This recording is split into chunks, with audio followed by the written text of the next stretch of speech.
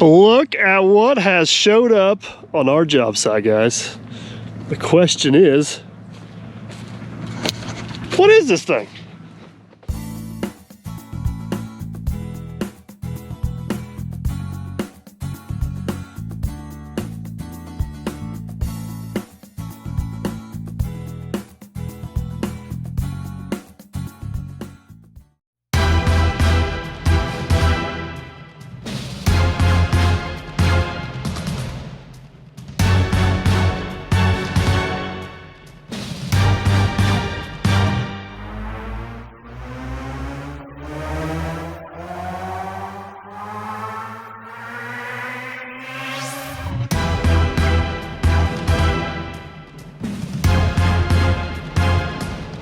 So the awesome folks at Case Construction Equipment reached out to me, said they heard a rumor that I might be interested in upgrading or replacing my D4, and said they had just the piece of equipment to do that. They would love to get it in my hands, get some feedback, and see what I think. So I said, let's do it. Let's hit the ground and find out what this thing is all about.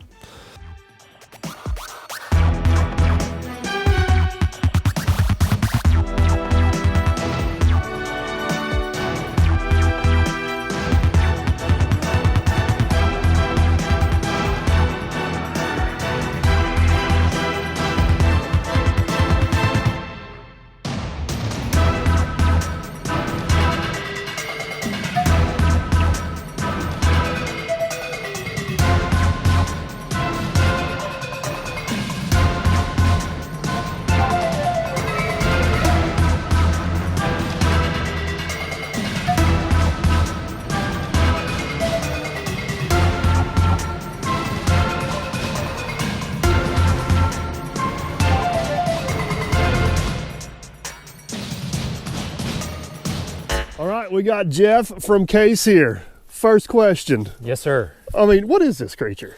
You know, this is something we're very, very proud of at Case. We've got the Minotaur DL550, a compact dozer loader.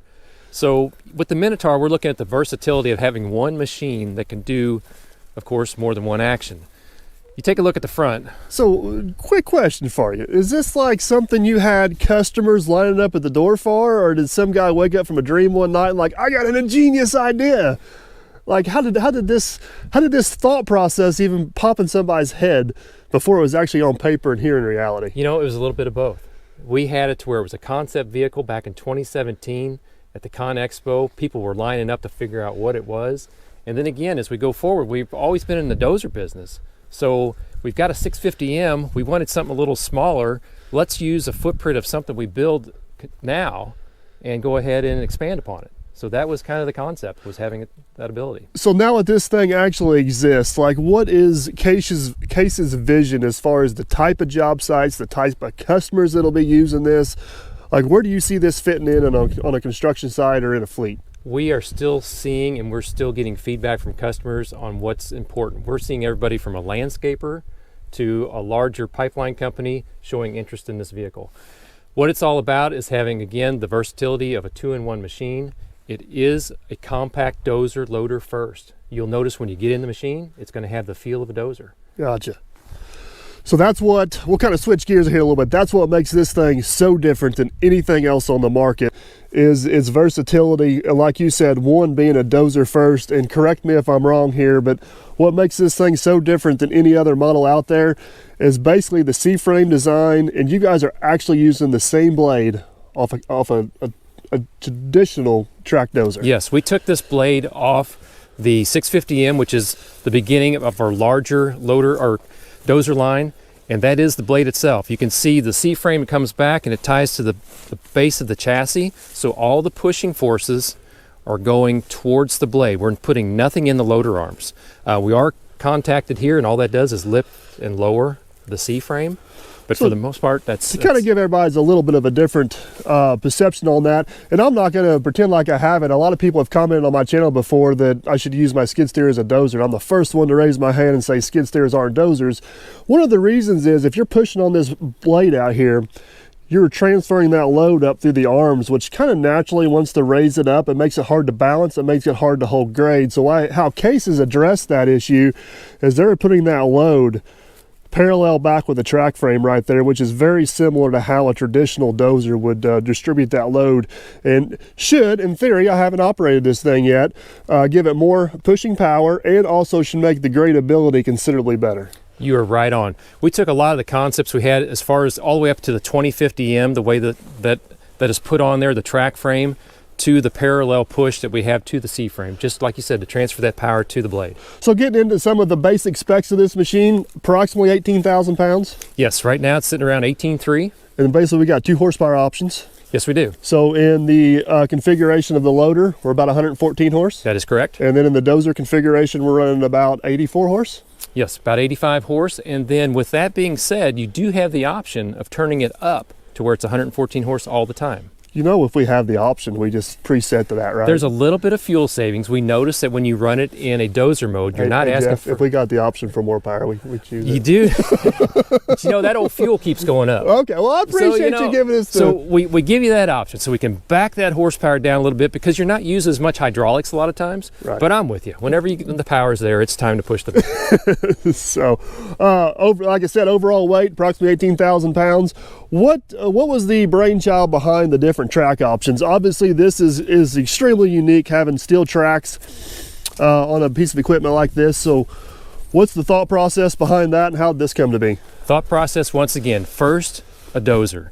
We offer a lot of this track chain, and a lot of the design comes again from the 650M. We want the durability. We want to be able to put that 114 horsepower to the ground. So with this, you've got almost 26,000 pounds of drawbar push or pull, we talk about, with this 14-inch single grouser. We do offer an 18-inch triple grouser, a little less aggressive, good flotation, good durability. And then we still go with those that want to run a true rubber track. And you have that as well. We slow the machine down just a bit with the rubber track. Or excuse me, said that wrong. We slow the machine down a little bit with the steel track. Yep. So from my perspective, I love everything about a steel undercarriage. My only concern is landscaper, subdivision work, stuff like that. Obviously, we can't be running around this on the streets. We're going to tear up a little bit more grass along the way. But the wearability, the serviceability of this should be about twice, I would say, is what rubber track would be. Is there a version for like a Roadrunner, possibly? Right now, we're looking at that option. We do not offer that at this time, but you know, again, this is built around what customers request. Gotcha. And I look for us to do something different in the future. Perfect. Jeff, making our way around to the back of the machine here. Is that a ripper on this thing? That sure is. That is an integrated ripper. We have built the frame and chassis and balanced the machine to have this ripper on the back. It's integrated. It does have to be chosen at the time of purchase. We cannot add it later. You have to buy it whenever you buy the machine, when you order the machine. Is that due to the valving and stuff that needs to be installed at the factory? There's extra hydraulics and things like that all involved. Now, my thought is, this looks like a very handy tool. I'd love to have it. But two things come to mind. One, I'm assuming there's a backup camera that kind of takes care of some of the visibility issues. Very much, yes. But serviceability, I mean, like, Jeff, I'm not a real smart guy, but that's gonna be a well. Step back. Let me show you a little interference option. Let me show you a little shortcut here. When you're doing your morning walk around, you walk up here and you go, you know, I really got to get in that back door. You don't have to get in the machine to start it. You pull this red knob. It lowers the ripper. The ripper is designed to be lowered enough to open that rear door. We actually have some steps right here, so I get up here, open. Can do all the daily checks. So as long as you don't drop that ripper on a rock pile or off grade a little bit. Yep. As long as you're flat, it's going to be down low enough. I do like the step option. Very nice. You can get to that dipstick real easy right there on your right. Oil fill in the center. Antifreeze. Yep. Air filter. Fuel fill as you're standing there. You can just fuel that up. So long-term serviceability, is the radiator assembly removable or retractable to get in there? Or right now it's fixed. Okay. Yes, it's pretty simple to get it out if you had to do some major service, but for the most part it is fixed. You're looking right there at the reversible fan. Reversible fan is programmable, and that's actually a pretty big deal. Yes, it is. That's a feature that's overlooked on a lot of equipment from time to time, is a reversible fan. We kind of took that off our wheel loaders. Wheel loaders have that option, so this one here you can program how often and how long it makes that reverse. And what's the power plant we got in this thing? 114 horsepower, FPT power, 3.4 liter. And we do not have a regen. This is SCR, DOC SCR only, so we do not go through any type of regen. Still have the DEF fluid, but a much simpler system. Correct. Is the simplest way to put it. So that is correct. I think we just need to take a second and kind of admire the beastiness of this thing. There's a lot of machine there. There is a lot of machine there. We're going to have to get this thing up next to a few other pieces of equipment just to kind of give everything a little perspective for scale, for sure. One other thing we definitely need to hit on, and this sticker right here reminds me. You want to talk about that for just a second? Sure can. This unit is built in Wichita, Kansas. It's in our facility where we build a lot of the CTLs and skid steers. Again, we don't want to run it down. It's got its own separate line, but it is built in Wichita, Kansas. It's pretty awesome. And this would be, the running gear is very similar to the 620. But it is a completely different chassis, correct? Yes, completely different chassis. We do use the same power plant between the two. But yeah, it is different. As you can see, the C-frame cutouts right there for the removable C-frame. And again, the integrated ripper, different chassis design for that as well. Absolutely awesome. So I'm sure we'll get to this in a little bit. But everything's got to be convenient in today's day and age, right? Most definitely. So what is the time to remove the dozer blade and go to a bucket or a different attachment? It takes me longer to tell you how to do it than actually do it, for example. It's all done from inside the cab. The only thing you do is you take your hoses off first. You'll be inside. You've got an extra switch to retract the pins for the C-frame. That's all done hydraulically. You drop it down. You switch the modes of operation. You go from dozer mode to ISO mode. You back away, and that front coupler will interface with any type of skid steer style coupler. So if you want to go, we do have a 1.25 yard bucket that we have. That's what we would recommend for. It's an extra heavy duty 1.25 yard bucket, and you can put that on. You can put any type of attachment that you have currently now, maybe a grapple bucket you're running, maybe a set of forks that you're running. We do want to caution that this is a DL550, so you have 5,500 pounds of rated operating capacity. Which is impressive. Let's hop inside this thing, check out the cab and what options we got in there. Good. All right, Jeff, made our way inside into the cab here and noticed a few things right off the bat. One is we have a swing out door. Yes, we do.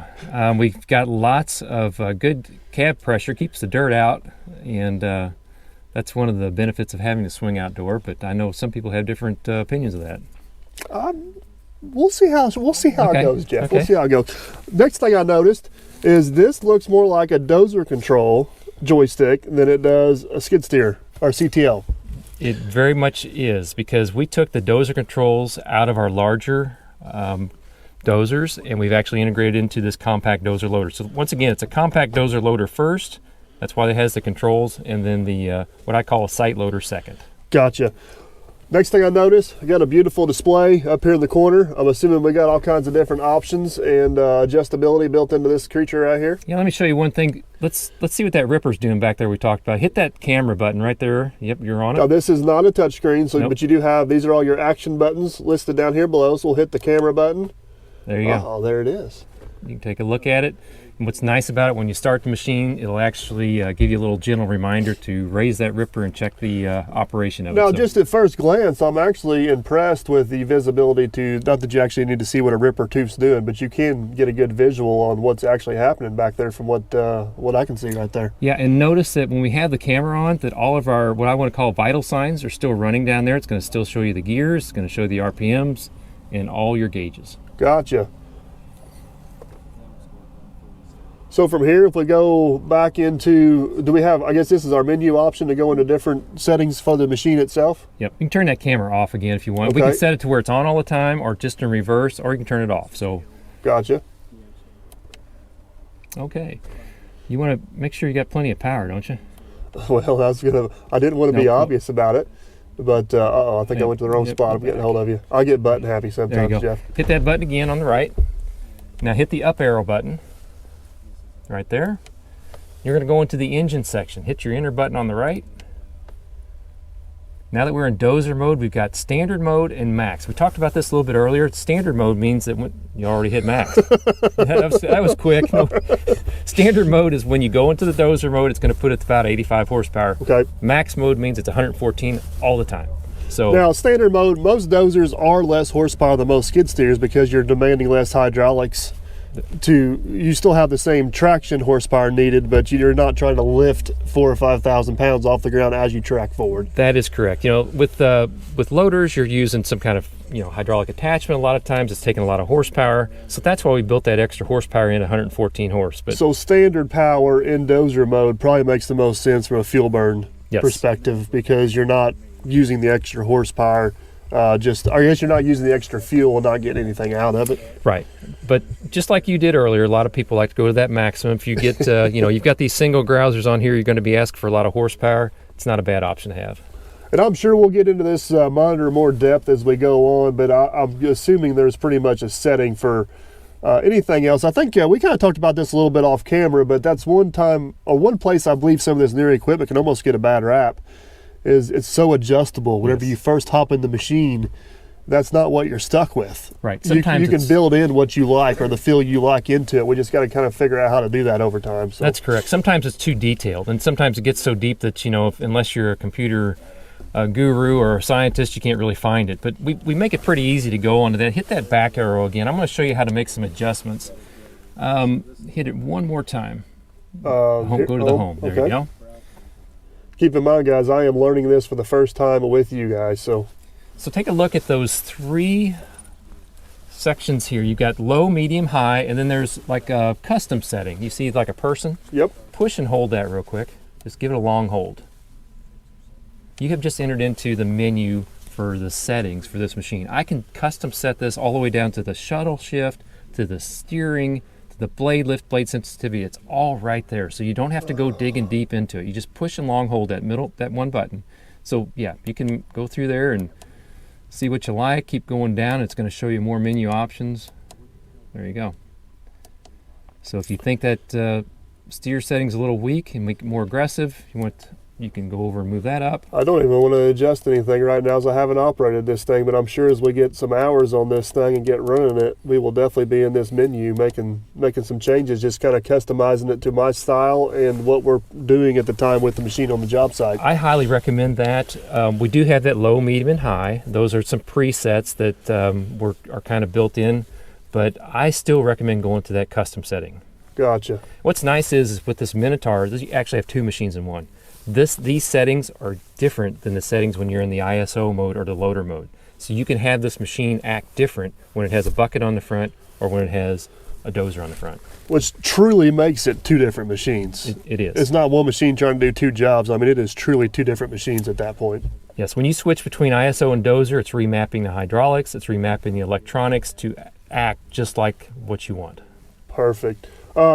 Very similar to some other Case CTLs and skid steers I've been into. Visibility is actually remarkably well. The way you guys got the corner set back, kind of see back, the rear view camera, but even over the back is still decent. Loader arm is still decent. I'm a bigger guy. I wouldn't say it's overly spacious, but it's definitely comfortable for sure. Most of all your controls are on your, I guess you'd call that A and B pillar. Correct. You've got the nice backup camera, and then look above that, you've got a nice bus mirror. And that is, I'm kind of old school. I don't know why. I trust those mirrors more than I trust those cameras, and use those quite a bit. Radio built in. Yep. That's on the YouTube world, that's the demonetizer. So, very, very nice. Well, my next question is, I am dying to know, how fast can we get this blade off this thing? We can get it off in a hurry. You ready to do it? I'd say let's try it. Let's try it. All right, Jeff, you gave us the quick little overview. This is just my first assumption of this machine, but the success of this is going to be how fast can we go from a dozer blade to a skid steer? It's as fast as you want it to be. As fast as you want it to be. What we've done right now, we've already unhooked the lines. That is the first thing you do, is take the lines off so that you can get away from the attachment. I think there's one thing I want to point out here real quick that gets overlooked, is this actually has dedicated valving built into the machine.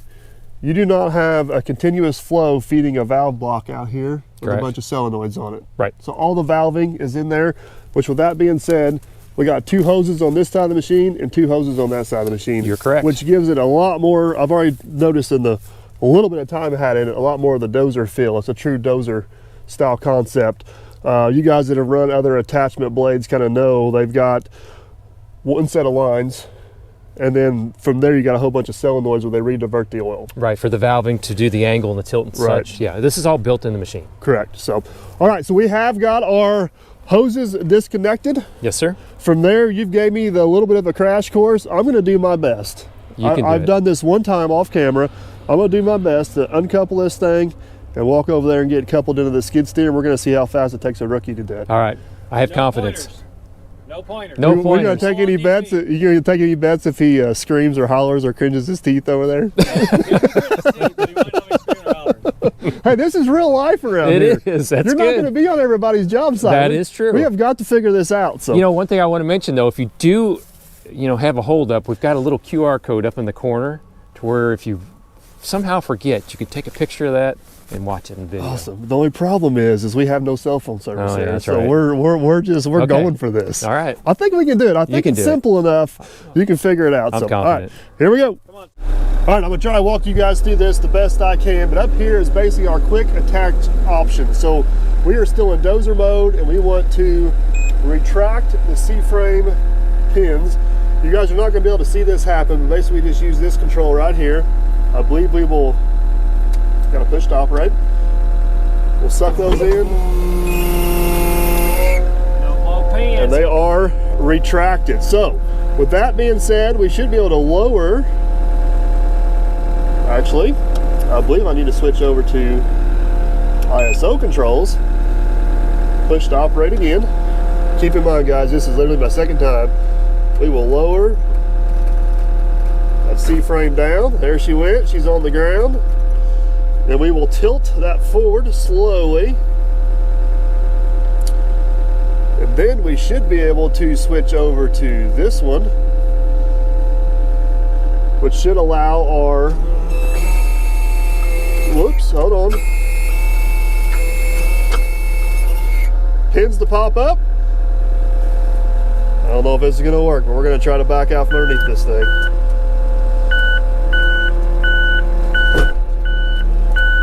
I think we got her. I need a horn for celebratory. You nailed it.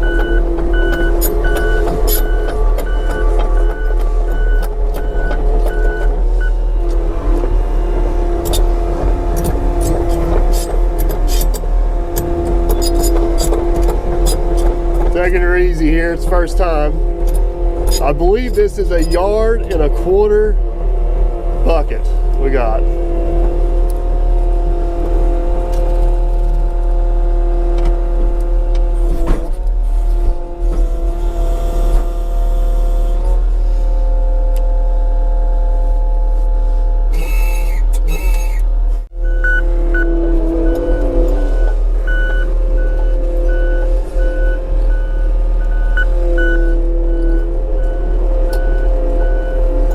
That bucket is huge. Why'd you choose the little bucket?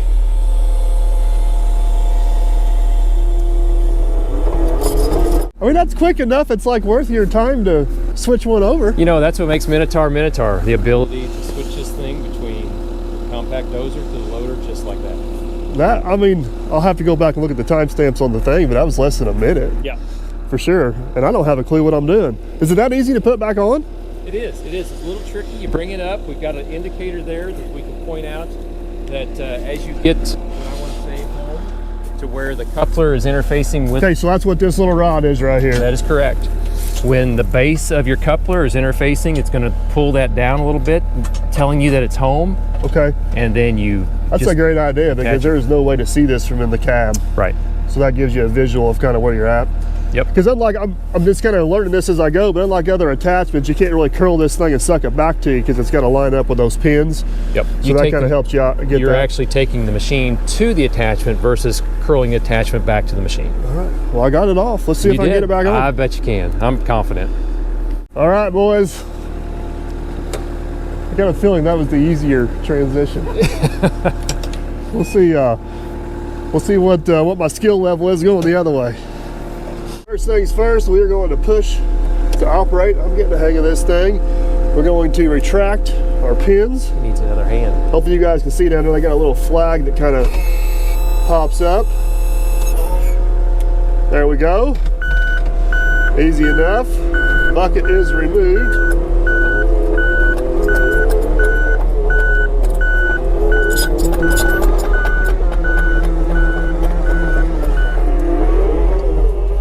I think our first task is going to be just making sure we're good and lined up on it. Luckily we got some tracks on the ground.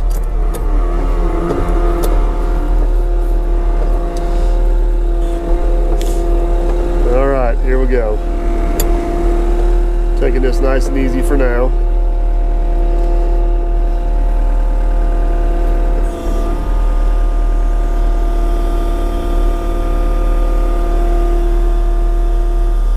I think I got it. Did I get All the way first. Curl it back all the way. Yep. There you go. Yeah. Perfect. Here we go. Gonna switch to dozer mode. So once we're in dozer mode, next thing we need to do is make sure our pins are retracted, which is doing this. It does give you a confirmation up here. Now, I believe we raise this up. It should just kind of fall in place. It's got guides built down there. It just kind of guides it right up there where it needs to be. You may hear a little bit of a clunk here in a minute. There we go. Oh, we gotta lock it to not unlock it. Extend our... Nailed it.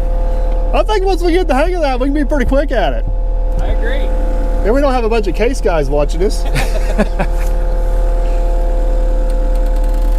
Last thing we need to do to complete the connection is actually hook the hoses up. I do like how you guys got this place to store these hoses here. Basically 2 on each side, is that correct? That is correct. That'll save some hoses. Standard flat face. Got 3/4 couplers on this side and a half inch on that side. Yeah, I was smart. I chose the 1/2 inch side because I go in I'll easier. come over and do that. You got one hand and a camera. You don't have no faith in me? Well, I didn't say that. Well, I'm not going to tell you no. Matt, you pay attention. This will be your job. There you go. So first take the relief Pressure off, so it'll push it. leak.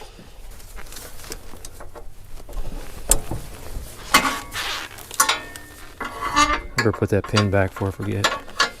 That'll be the first thing I forget. Yep. It happens.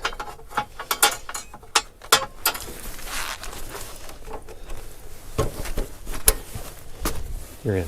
Well, boys, the anticipation is killing me. I think it's time to go push some dirt with this thing, see what happens. All right, well, let's head. We're gonna head over here. This is the job we're working on. You guys see on the channel a few times.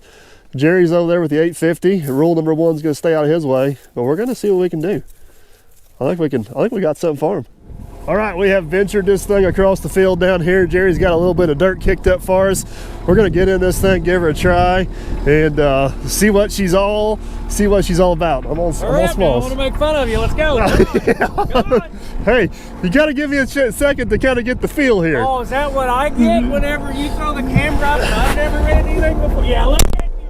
All right, hope you guys can see back there. I got this thing fully set up in dozer mode. The gas pedal is a decel pedal. This is up, down, tilt, left, right. Got a little roller for the angle. We'll let you guys sit back there.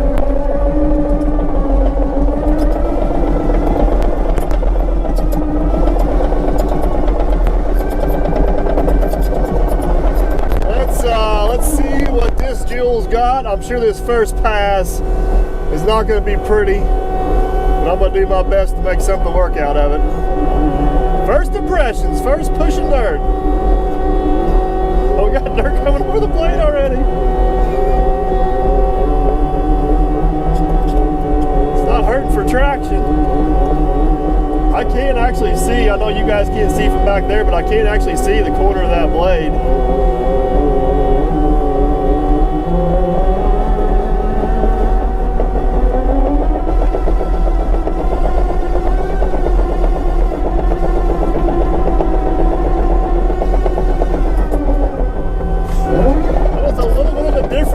It's like the difference from, I don't know how to explain it. It's not like sitting on top of a dozer versus kind of sitting down in a dozer. but it does have the tendencies of a Dozer versus a CTL in the skid steer.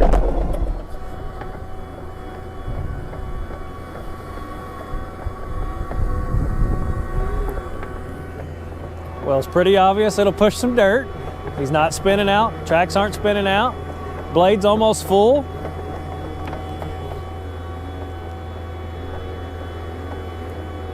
What you got to keep in mind is he is in there talking and explaining what he's doing.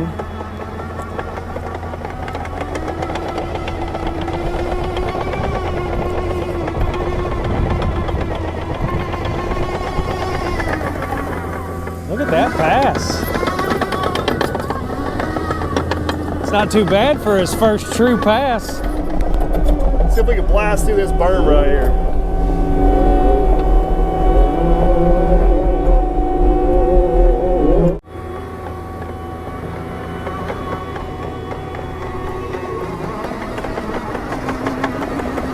Oh yeah, get some dirt in front of that sucker. Look at that. He just pushes right through it.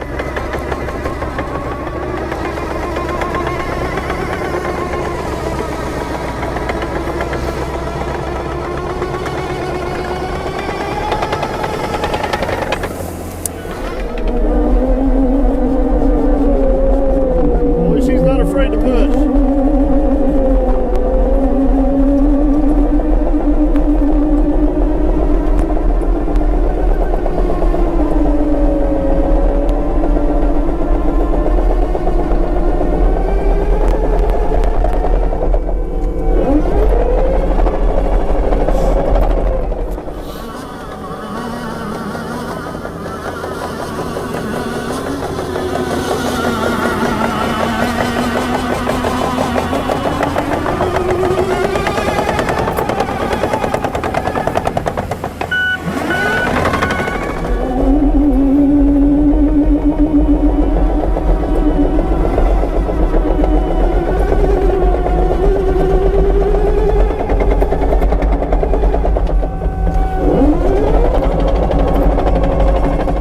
Well, Jeff, how did I do? You did really, really good. You know, this is your first time. You've just put a few minutes in on it, but I can tell you've probably have been in a Dozer before, just once or twice. So my first impressions of this, guys, are actually, I almost feel guilty saying this, but they're surprisingly good. I need more time in it. There's definitely, I don't think this is a machine you can just jump in and make an opinion right off the bat. It is different than anything else out there, so you kind of figure out the behaviors of it, the nuances of it. But fortunately, Case is going to be nice enough to leave this thing around for us a little bit, so we're going to see it in a lot of different job sites, a lot of different applications, set up a lot of different ways, and I'm sure by the time this is all over, we'll have some good feedback for you. Yeah, take it through its paces. Make sure you drop that blade off and put the 1.25 yard bucket on it, and I think you'll be impressed. Yeah, well, hopefully we'll have our power rake on it from time to time. Sure. Maybe even try the brush cutter on it.